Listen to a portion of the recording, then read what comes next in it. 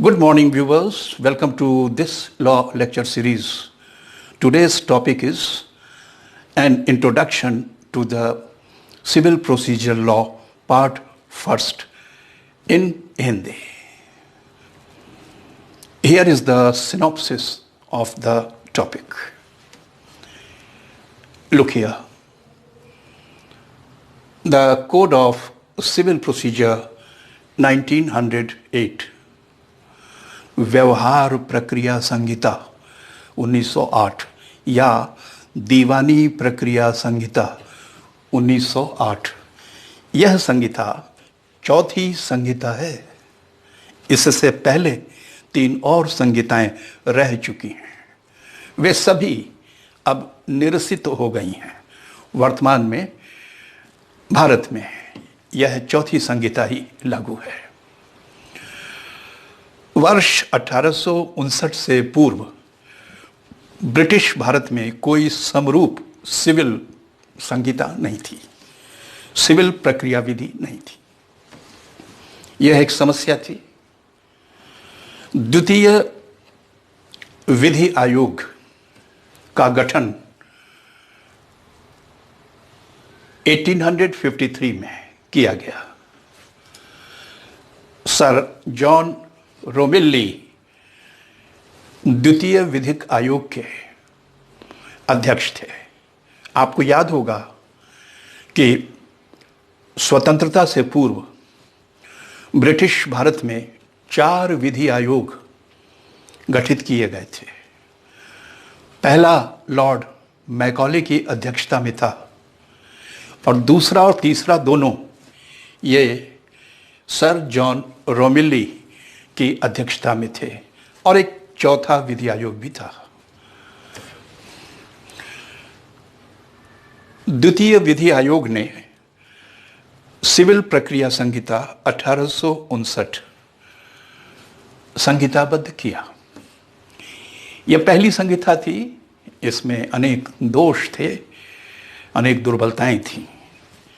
शीघ्र ही यह अनुभव किया गया कि एक और परिपक्व तथा श्रेयस्कर संहिता वांछित है।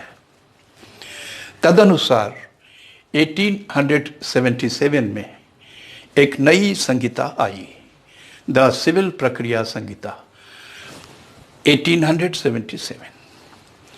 ये जो दूसरी संहिता थी 1877 की, इसे बनाते समय, अधिनियमित करते समय इंग्लिश जुडिकेचर एक्ट्स तथा न्यूयॉर्क संहिता की सहायता ली गई थी। इनसे प्रेरणा लेते हुए 1877 की दूसरी संहिता बनाई गई। पहली वाली संहिता से 1859 की संहिता से ये काफ़ी बेहतर थी, लेकिन कालांतर में इसके दोष, इसकी दुर्बलताएं भी सामने आने लगी। यह अनुभव किया गया कि एक नई संहिता लाना चाहिए। बहुत से उच्च न्यायालयों के विरोधी निर्णय थे। पेशेवर राय भी थी अधिवक्ताओं और विद्वानों की, और संहिता के लागू होने में जो व्यवहारिक अनुभव था, इन सबको ध्यान में रख करके the code of civil procedure 1882 तीसरी संहिता निर्मित हुई। तो पहली संहिता थी 1859 की, दूसरी संहिता है 1877 की, तथा तीसरी संहिता है 1882 की। अब आते हैं अपनी वर्तमान संहिता, चौथी संहिता पर। The code of civil procedure 1908, civil प्रक्रिया संहिता 1908, दीवानी प्रक्रिया संहिता 1908 या व्यवहार प्रक्रिया संहिता 1908। इसके बारे में 3 बेसिक बिंदु देखिए, आधारिक बिंदु देखिए। पहला, इसका अधिनियम क्रमांक 5 है, वर्ष 1908 का। इसे तत्कालीन गवर्नर जनरल की सहमति 21 मार्च 1908 को प्राप्त हुई। यह संहिता अगले वर्ष 1 जनवरी से लागू हो गई। The code of civil procedure 1908। Code या संहिता का क्या अर्थ है? कोड या संहिता का क्या अर्थ है? देखिए, संहिता अधिनियम की एक प्रजाति है। अधिनियम जीनस है, वंश है, और संहिता उसकी प्रजाति है। संहिता क्या है? यह किसी विशेष विषय पर, किसी निर्दिष्ट विषय पर विधि का पूर्ण कथन है। किसी भी विशिष्ट विषय पर, निर्दिष्ट विषय पर विधि का संपूर्ण कथन है।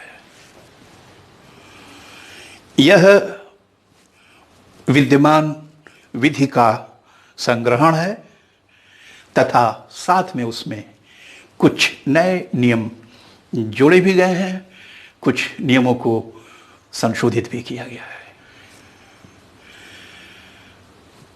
कोड यानी संहिता। अब देखिए, दूसरा महत्वपूर्ण शब्द है सिविल, जिसको दीवानी भी कहते हैं, व्यवहार भी कहते हैं। यह दीवानी या व्यवहार क्या है? दीवानी वह है जो दांडिक नहीं है। यह नागरिकों के निजी अधिकार से संबंधित होती है। यह नागरिकों के निजी उपचार से संबंधित होती है। यह लोगों के व्यक्तिगत आभार से संबंधित होती है। यह संपत्ति से संबंधित हो सकती है। यह प्रास्थिति या पद से संबंधित हो सकती है। अब आइए तीसरा शब्द, प्रक्रिया। The code of civil procedure. Code यानी संहिता का अर्थ आपने जाना, सिविल यानी दीवानी शब्द का अर्थ जाना, और तीसरा आप देखिए प्रक्रिया। प्रक्रिया क्या है? प्रक्रिया से तात्पर्य ढंग या व्यवस्था या प्रणाली या ढंग से है। अब दीवानी विधि का संवैधानिक आधार क्या है? आप जानते हैं कि संविधान की 7वीं अनुसूची में 3 सूचियां हैं। उसमें से सूची 3, लिस्ट 3, वह समवर्ती सूची है। उसमें जो विषय निर्दिष्ट किए गए हैं उन पर संसद भी विधियां बना सकती है तथा राज्य विधानमंडल भी विधियां बना सकते हैं। यदि आप समवर्ती सूची की प्रविष्टि संख्या 13 देखें तो उसमें लिखा हुआ है सिविल प्रक्रिया, परिसीमा सहित, मध्यस्थम सहित। प्रविष्टि संख्या 13 सिविल प्रक्रिया, परिसीमा तथा मध्यस्थम सहित। तो सिविल प्रक्रिया समवर्ती सूची की 13वीं प्रविष्टि में अंकित है। समवर्ती सूची में जितने भी विषय हैं उन पर संसद तथा राज्य विधानमंडल दोनों विधियां बना सकते हैं, दोनों ही सक्षम है। इस आशय का संवैधानिक उपबंध है अनुच्छेद 246 का खंड 2। यह भी आपको ध्यान रखना होगा। अनुच्छेद 246 का खंड 2 यह कहता है कि समवर्ती सूची के समस्त विषयों पर संसद तथा राज्य विधानमंडल दोनों विधायन कर सकेंगे। इसलिए प्रक्रियात्मक विधियां संशोधनीय हैं, संसद द्वारा भी संशोधनीय हैं, राज्य विधानमंडलों द्वारा भी। आइए देखते हैं प्रक्रियात्मक विधियों का विधि शास्त्रीय आधार क्या है। यह लैटिन सूक्ति है, यूबी जस इबी रेमेडियम। जहां अधिकार है वहां उपचार है। यदि मुझे कोई अधिकार है, सिविल अधिकार है, तो उस अधिकार को लागू होना चाहिए। यदि उस अधिकार का हनन होता है तो मुझे उपचार होना चाहिए, ताकि मैं अपने सिविल अधिकार को उपभोग में ले सकूं। यस, एशबी वर्सेस वाइट 1703 मुख्य न्यायाधीश होल्ट का महत्वपूर्ण निर्णय है। इसमें उन्होंने स्पष्ट कर दिया कि यदि अधिकार है तो उसे लागू करना ही होगा, उसका हनन होने पर पीड़ित को उपचार देना ही होगा। ऐसा कोई अधिकार नहीं हो सकता जिसके उल्लंघन पर पीड़ित को उपचार ही न हो। राइट और उपचार साथ चलते हैं।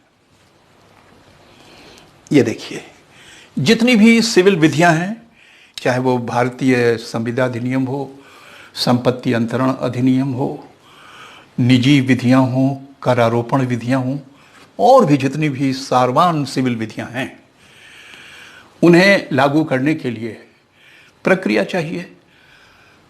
सिविल प्रक्रिया संहिता प्रक्रियात्मक आवश्यकताओं को पूरा करती है। सारवान विधि हमें अधिकार देती है, हमारे दायित्व निर्धारित करती है, निर्योग्यताएं निर्धारित करती है, और प्रक्रियात्मक विधि उसे व्यवहार में लाती है।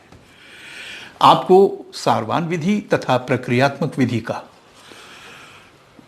कॉन्सेप्ट क्लियर होना चाहिए, अवधारणाएं बिल्कुल स्पष्ट होनी चाहिए।